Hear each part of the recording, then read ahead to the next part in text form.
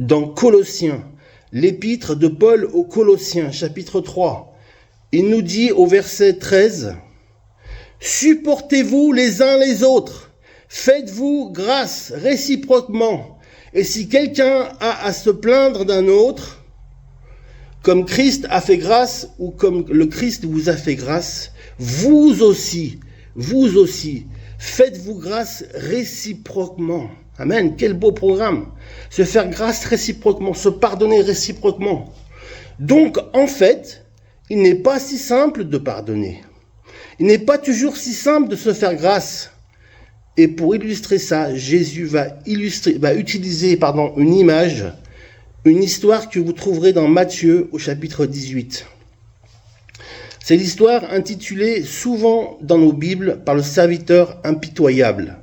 En fait, un roi veut que ses serviteurs rendent compte, et voilà que le premier arrive et il est complètement endetté. Il est endetté, surendetté.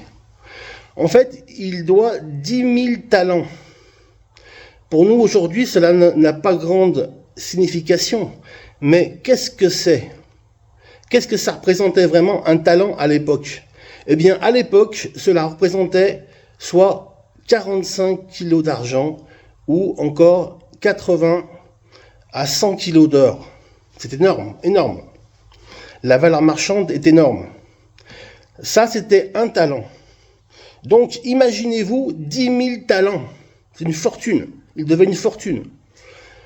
Cela représente environ, on va dire, 900 tonnes d'or, si on calcule en or. C'est juste une somme improbable et vraiment très importante, qui a fait sourire l'auditoire qui écoutait cette histoire racontée par Jésus et qui nous fait sourire encore aujourd'hui. C'est juste une somme improbable. Personne ne peut être endetté à ce point et personne ne peut rembourser cette somme durant toute sa vie durant. Une somme pareille. Ensuite, il nous est dit que le maître et le roi va lui remettre toute la dette puisqu'il implore « Fais-moi grâce et je te paierai tout ». Bien sûr qu'il ne pouvait pas payer tout, mais le maître ou le roi va lui faire grâce et lui pardonner, lui remettre la dette qu'il avait contractée.